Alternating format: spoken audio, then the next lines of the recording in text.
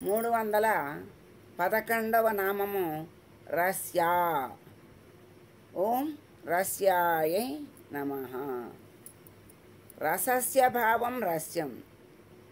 స్త్రీలింగంలో రస్య అంటారు. రసోవై బ్రహ్మ, బ్రహ్మమును రసము అంటారు. తల్లి కూడా బ్రహ్మస్వరూపమే కదా, సత్యజ్ఞానానంద రూపే కదా.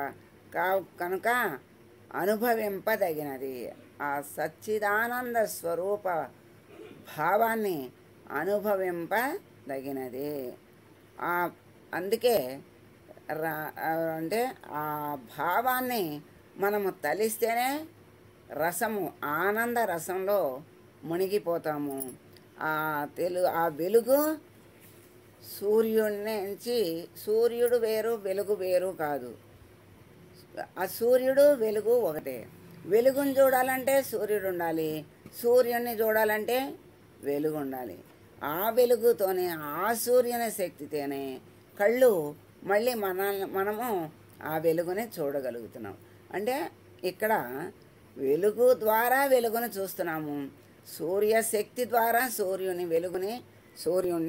చూడగలుగుతున్నాము. అలాగే అమ్మ శక్తితోనే అమ్మ ఆనంద రసాన్ని ఇస్తుంది. భక్తులకి ఆనందాన్ని ఇవ్వాలి అంటే అమ్మే ఇవ్వాలి.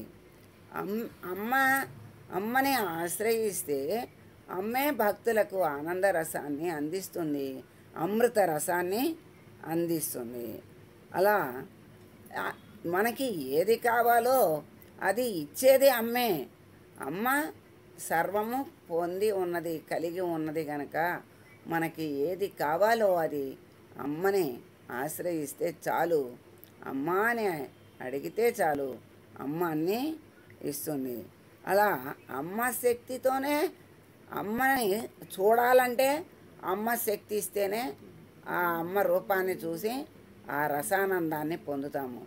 అమ్మ శక్తి ఇస్తేనే వాక్కు ద్వారా అమ్మని, ఆ అమ్మ నామాన్ని స్మరించి, ఆ అమ్మ నామాన్ని పలికి ఆ నామంలో ఉన్నటువంటి రసాన్ని మనం గ్రహించగలుగుతాము. అమ్మ ఆ కళ్ళకు శక్తి ఇస్తేనే అమ్మ రూపాన్ని మనం చూసి ఆనందాన్ని పొందుతున్నాము.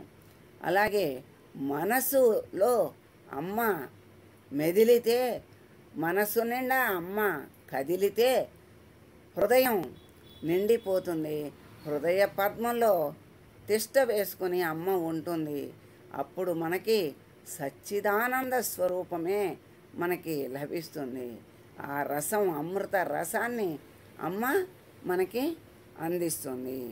ఆ రస్య అయినటువంటి అమ్మ మనకి ఆనంద రసాన్ని ఏ రకంగా అయినా అమ్మే శక్తి ఇచ్చి ఆ ఆనంద రసాన్ని అన్ని రకాలుగా అనుభవింప చేసేది మళ్ళీ అమ్మే. అటువంటి రమణీయమైనటువంటిది రస్య అయినటువంటి అమ్మని మనము ప్రార్థిద్దాము.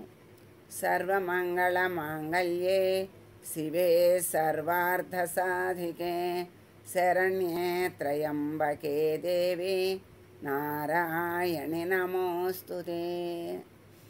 ఓం